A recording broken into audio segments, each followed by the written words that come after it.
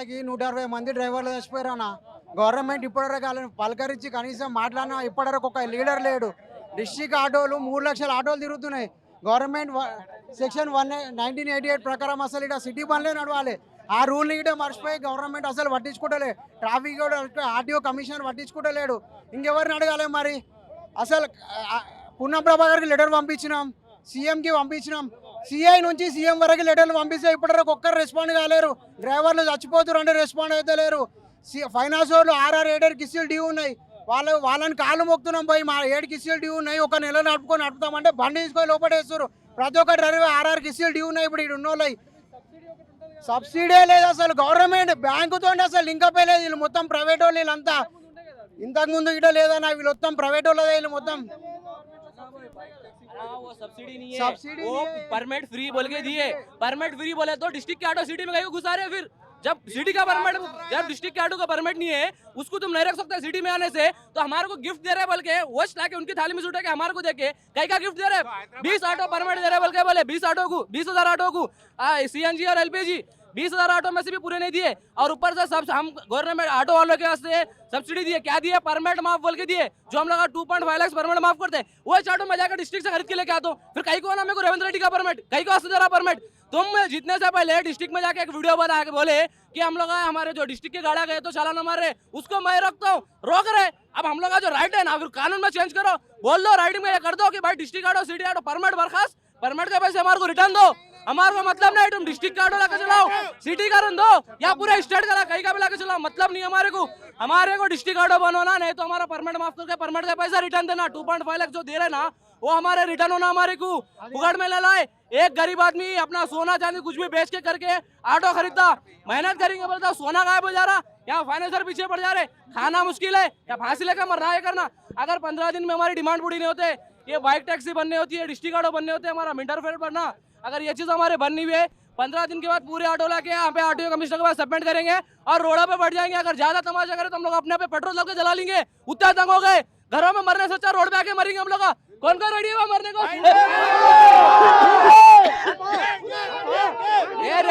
जब से रेवंत रेड्डी सरकार आई, जब से हैदराबाद के ऑटो वालों को हद से ज्यादा परेशान।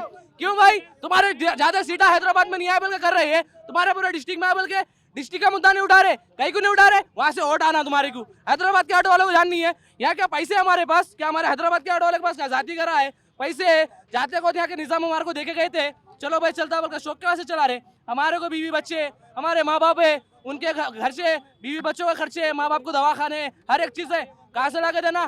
10,000 15,000 रुपया घर के किराए, कहाँ से ला के देना भाई? फ्री बस करके ना डिस्ट्रिक्ट वाला ना सिटी वाला सबके पेट पे लात मारे। 12,000 रुपए साल को देते बोले थे, डेली के 33 आधे लीटर दूध के पैसे तुम अभी तक नहीं दे सके। ये बनाता हूँ, ये करता हूँ, ये लीवर लेगा, ये कर रहा हूँ, बोल रहे क्या कर रहे? एक ऑटो वाले को 33 रुपए नहीं दे सक रहे।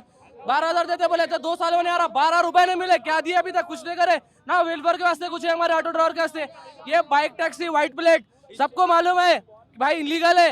हर मोटर व्हीकल एक्ट हम बनाए, गवर्नमेंट बनाए ना, लॉ बनाए ना, कई को वास्ते। हमारे राहुल गांधी साहब बुक लेता संविधान की हर जगह पे, सीएम साहब उनके चाहे ना लेके बोलते हैं कांग्रेस गवर्नमेंट संविधान पे चलती, तेलंगाना में उनकी गवर्नमेंट आई, लाए संविधान कहाँ है? यहाँ पे भाड़ में का संविधान किधर है? फिर संविधान पे कहीं को नहीं चल रहे। संविधान के अंदर लिखे सो है ना, मोटर व्हीकल एक्ट है ना, ऑटो वाले बनाए, खुद बनाए, कहीं को नहीं चल रहे। हम 6-7 महीने से फाइट कर रहे, 48 PS के SI से लेके CM तक और प्रिंसिपल सेक्रेटरी हर एक जगह पे लेटर दिए, जाके मिले, समझाए, करे, लाइट लगा छोड़ दे रहे। कहीं को ऑटो वालों का मुद्दा कब आता? समय जब इलेक्शन है, ऑटो वाले हमारे ऑटो वाले के ऊपर इलेक्शन लड़के इलेक्शन जीत जाते, बाद में ऑटो वाले बोलते रहे ऑटो वाले लाइट लो, कभी एक नहीं।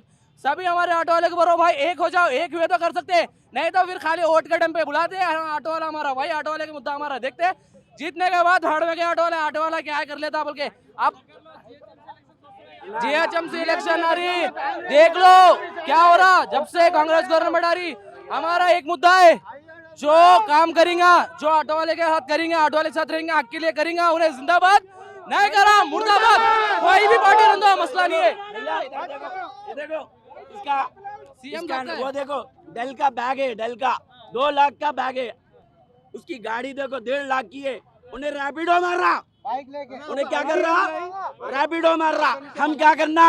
हम क्या करना बोलो आप देखो सुनो सीएम बोला क्या बोला तकलीफ ऑटो वालों की मालूम भाई इनकी तकलीफ मेरे को नहीं मालूम तो मैं अलग हूँ जब उसको तकलीफ मालूम है उसके बाद भी हमारा आज तक फेर नहीं बढ़ा हमारे वास्ते क्या करा उसको तकलीफ मालूम है मगर उसकी बदमाशी है ये अब ये बदमाशी है आपको मालूम रख के आप काम नहीं करे तो आप बदमाश है जब आपको नहीं मालूम रहा आप काम नहीं करे तो आपको नहीं मालूम बोलते अब आपको मालूम है आप अपने मुंह से बोले ऑटो वालों की तकलीफ मेरे को मालूम अरे 2 महीने हो गया ना इलेक्शन हो गए अभी तक कुछ काम नहीं हुआ नहीं ये इसमें बोला तो जुबली हिल्स में बोला ना ऑटो वालों की तकलीफ मेरे को मालूम अब तक क्या करा भाई अब रोड पे आ गए हमने और कहा ना मैं दोपहर में खाने को जाता हूँ लोन वाला घर के बाहर है घर में खाने को नहीं जा सक रहा मैं लोन वाला घर के बाहर है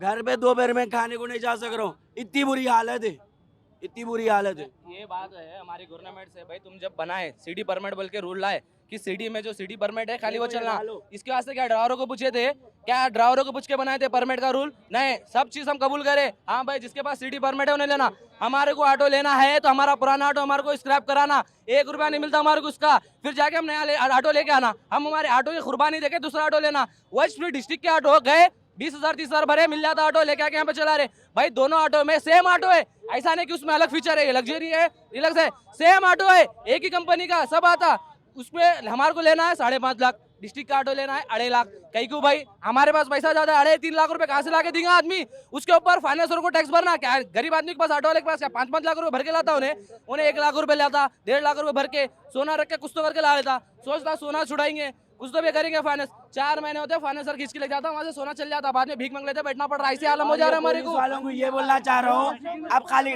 पुलिस वालों को ये बोलना चाह रहा हूँ ड्रेस पहने नहीं पहने बोल के दिख रहा पीछे व्हाइट करे नहीं करे दिख रहा अरे मेरे भाई इतना बड़ा तेरे को डिस्ट्रिक्ट का ऑटो कहीं को नहीं दिख रहा इतना बड़ा ऑटो डिस्ट्रिक्ट का कहीं को नहीं दिख रहा अंधा है तू हमारे को कितनी तकलीफ देंगे भाई थोड़े दिन पहले एक मादापुर इसके पास पंजागोटा पीएस के पास हम गए थे अब ऐसा साहब को बोले वहाँ पे कि साहब ये डिस्ट्रिक्ट के ऑटो के पास चालन मार रहे कितने का मार रहे नो एंट्री 100 रुपए का मार रहे तो विदाउट परमिट का कहीं को नहीं मार रहे फिर without permit motor vehicle act 1988 section A129A में साफ लिखे सो है अगर विदाउट परमिट गाड़ी अगर आती तो सीधा उसको सीज करके कोर्ट को भेजना है या तो आरटीओ के पास सबमिट करना है कहीं को नहीं कर रहे हम बोले सब बताए तो हाँ हमको मालूम है ऊपर से ऑर्डर आना ऊपर से उनसे ऊपर वाले को बोला तो हाँ ऊपर से आना कमिश्नर साहब के पास आके बोले ट्रांसपोर्ट कमिश्नर साहब के पास आके बोले उन्हें बोल रहे ऊपर से आना पूनम बरुआ के साहब के पास बोले हाँ आता गवर्नमेंट उसका काम करती कौन क्या ऊपर से आके बोलना है हम लोग मर के ऊपर जाके बोलना भगवान को बोलना खुदा को बोलना जाके कि भाई जाके नीचे बोलो बोल के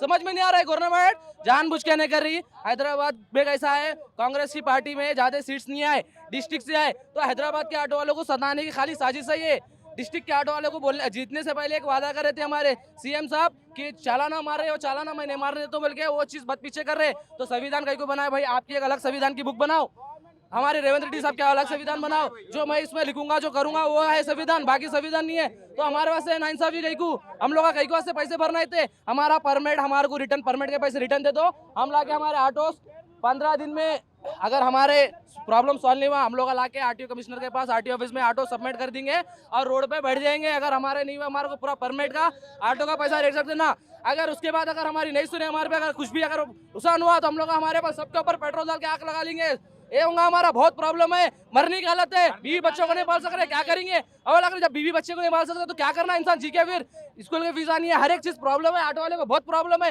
नहीं समझ रही गवर्नमेंट जीतने के टाइम पे बोलती है हारने के बाद जीतने के बाद देख रही नहीं ऑटो वाले की तरफ से